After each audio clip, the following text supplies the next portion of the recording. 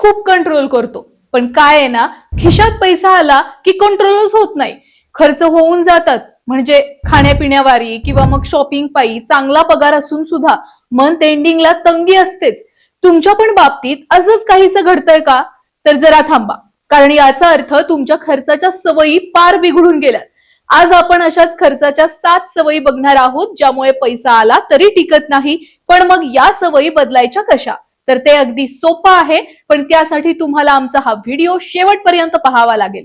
नमस्कार, मी प्रिया आणि तुम्ही पाहताय अर्थक्रांती. इंटरनॅशनल जर्नल ऑफ इकॉनॉमिक जनरलच्या एका रिसर्चनुसार तुमच्या खर्च करण्याच्या सवयींवरच तुम्ही बचत किती करणार हे डायरेक्ट इम्पॅक्ट करतं. सोपं करून सांगायचं झालं तर तुमचा पगार कमी असो किंवा जास्त, जर तुमची खर्च करण्याची सवय चुकीची असेल तर तुमचा बँक बॅलन्स नेहमी मायनस मध्येच राहणार. म्हणजे लाखभर पगार असून पण काही माणसं 1000 रुपयांची सुद्धा सेव्हिंग करू शकत नाहीत, किंवा व्हाईस वर्सा काही लोक अगदी 30,000च्या पगारात सुद्धा मोजका खर्च करून लाखभर रुपये आरामात सेव्हिंग करतात. पण मग आपल्याला खर्चाच्या वाईट सवयी लागल्या आहेत हे नेमकं ओळखायचं कसं? तर सांगते. खर्च करण्याच्या वाईट सवयींपैकी सगळ्यात पहिली सवय येते ते बाहेरचं खाणं आणि वायफळ खरेदीची. जर तुम्ही बॅचलर राहत असाल किंवा सतत बाहेरचं चटपटीत काही ना काही खायची तुम्हाला सवय असेल, तर फक्त या खाण्यापिण्यावरती तुम्ही मंथ एंडला किती पैसे उडवलेत याची कधी टॅली करून पाहिलीये का? जर केली तर याचा सिरियसनेस तुमच्या लक्षात येईल. होय, अगदी चहा पिणं, स्ट्रीट फूड, नाश्ता, उगाच फावला वेळ घालवण्यासाठी क्वालिटी टाइम स्पेंड करण्याच्या नावाखाली हॉटेल, कॅफेमध्ये घालवलेला वेळ असो, या सगळ्यामध्ये तुमचे कळत न कळत बरेच पैसे खर्च होत असतात. असाच काहीसा नियम लागू होतो तो वायफळ खरेदीला सुद्धा. कुठे नाही म्हणजे डीमार्ट किंवा रिलायन्स मार्टला गेलेल्यांना याचा अनुभव नक्कीच आला असेल. म्हणजे आत जाताना आपल्याला काय घ्यायचंय हे माहित असतं, पण बाहेर येताना कामाचं सोडून बिनकामाच्या ढिगभर गोष्टी आपण बाहेर घेऊन आलेला असतो. नंतर झालेलं बिल पाहून आपल्याला पश्चाताप होतो, तो वेगळाच. थोडक्यात तुम्ही जास्तीत जास्त खरेदी करण्यासाठी अनेक सायकोलॉजिकल ट्रॅप लावलेले असतात, आणि अशा अनप्लॅन्ड परचेस बिहेवियरच्या ट्रॅप मध्ये आपण न कळत अडकत जात असतो. म्हणून ही सवय टाळण्यासाठी 2 बदल करावे लागतात. त्यातला पहिला म्हणजे बाहेरचं फास्ट फूड खाणं बंद करणं, आणि दुसरं म्हणजे खरेदीला जाताना एक यादी तयार करूनच मॉलमध्ये किंवा दुकानामध्ये जाणं. बचतीसाठी अशा छोट्या मोठ्या गोष्टींपासूनच मोठं यश मिळतं, हे मात्र इथं विसरायचं नाहीये. खर्च करण्याच्या वाईट सवयींपैकी दुसरी सवय येते ती क्रेडिट कार्ड आणि ऑनलाईन शॉपिंगची. क्रेडिट कार्ड हातात असलं की बऱ्याच जणांना आपण कोणतीही गोष्ट अगदी आरामामध्ये खरेदी करू शकतो याचा कॉन्फिडन्स येतो. हे होतं पेन ऑफ पेइंग थेअरीमुळे. साध्या भाषेत सांगायचं झालं तर कॅश देताना लोकांना जास्त खर्च होतोय अशी फिलिंग येते, पण जेव्हा पेमेंट क्रेडिट कार्डनं केलं जातं तेव्हा ती भीतीच मारली जाते.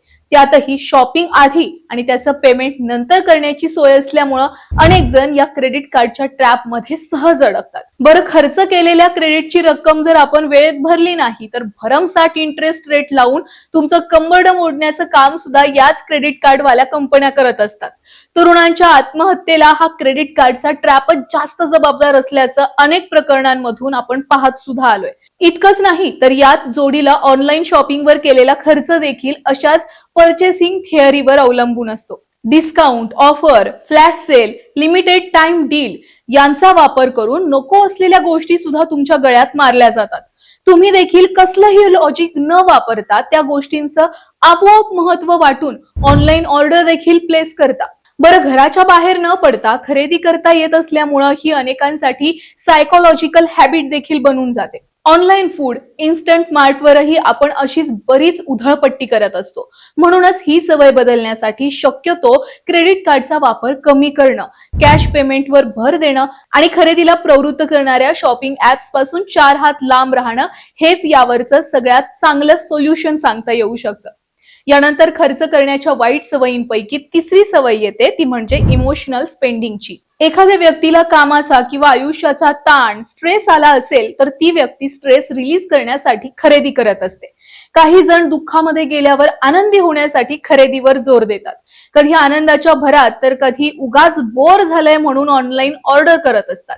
याचा अगदी साध्या सोप्या भाषेत अर्थ सांगायचा झाला तर डिप्रेशन, एन्झायटी किंवा कोणत्याही इमोशनल स्टेट मध्ये केल्या जाणाऱ्या अशा प्रकारच्या खर्चाला इमोशनल स्पेंडिंग म्हणतात. अशा प्रकारच्या सवयीमुळे विनाकारण खर्चाचा आकडा हा वाढत जाऊन बचत कमी होत जाते.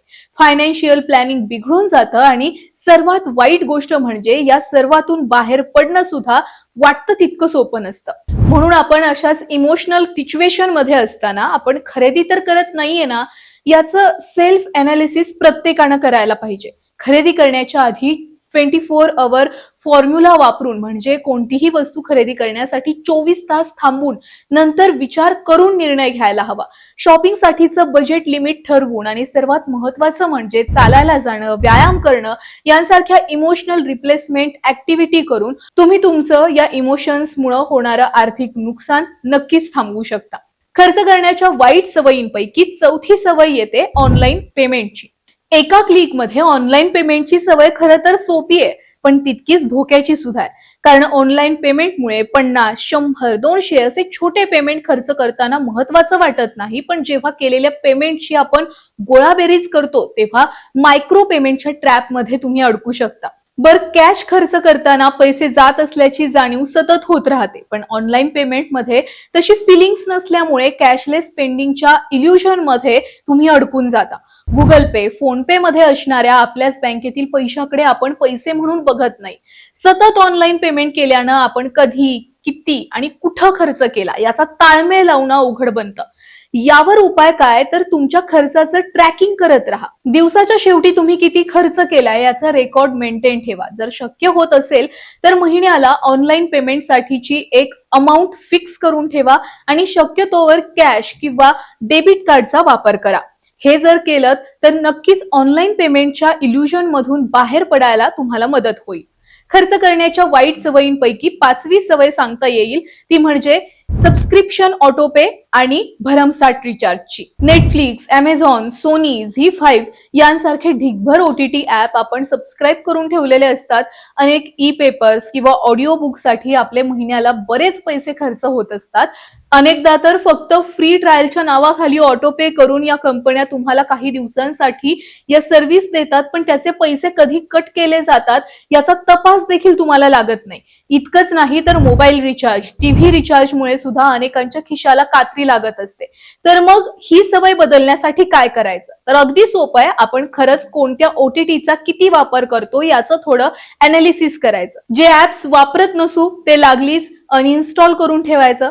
गुगल किंवा फोन पे ला जाऊन सेट झालेले सगळे ऑटोपे बंद करून ठेवायचे आणि महिन्याला मोबाईलचा रिचार्ज करण्यापेक्षा एकदम वर्षभराचा रिचार्ज करून डिस्काउंट मिळवता येतो का हे सुद्धा पाहायचं. खर्च करण्याच्या वाईट सवयींपैकी 6वी सवय असते ती म्हणजे अनावश्यक ट्रिप्स, फावल्या वेळेमध्ये फिरणं. आठवड्याच्या कामानं कंटाळा आल्यावर मित्रांसोबत चिल करायला किंवा अगदी प्लॅनिंग करून स्वतःसाठी वेळ काढणाऱ्यांसाठी मी बोलत नाहीये, तर मी बोलतीये अगदी उगाचच फावल्या वेळेमध्ये फिरून येणाऱ्या, ट्रिप्स करणाऱ्यांबद्दल. यामुळे होतं काय तर अगदी घराच्या बाहेर पडल्यापासून ते घरी येण्यापर्यंत तुम्ही पेट्रोल पासून ते खाण्यापिण्याला बरेच पैसे उडवलेले असतात.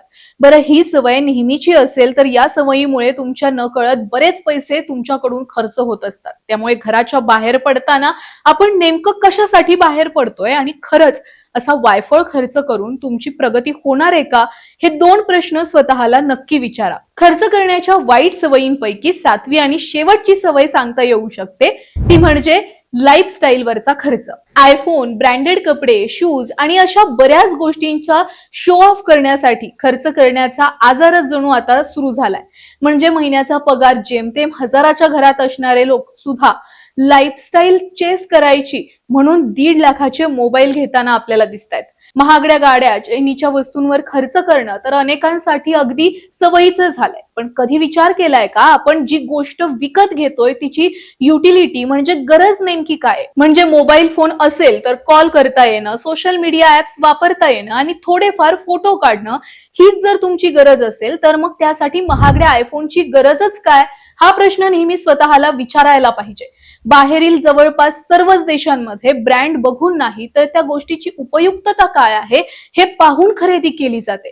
म्हणून अनेक जाहिराती सोशल मीडिया इन्फ्लुएन्सर्सच्या मार्केटिंगला बळी न पडता थोड्या सतसत विवेक बुद्धीनं जर का आपण शॉपिंग केली तर नक्कीच तुमची बचत चांगली होऊ शकते. तर या होत्या तुमच्या वायफळ खर्चाच्या 7 सवयी, ज्यामुळे तुमच्या सेव्हिंगचा बॅलन्स सध्या मायनस मध्ये दिसतोय. तर मग व्हिडिओमध्ये सांगितलेल्या कोणत्या खर्चाच्या सवयी तुम्हाला देखील आहेत, तुमचं यामुळे किती नुकसान झालंय आणि या सवयी बदलण्यासाठीचे तुमच्याकडे कुठले फंडे आहेत ते आम्हाला कमेंट बॉक्समध्ये नक्की सांगा. व्हिडिओ आवडला असल्यास अर्थक्रांतीच्या चॅनलला लाईक करा, शेअर करा आणि सबस्क्राईब करायला विसरू नका. पाहत रहा आर्थिक साक्षरतेची 12 खडी नव्याने गिरवायला शिकवणारी अर्थक्रांती.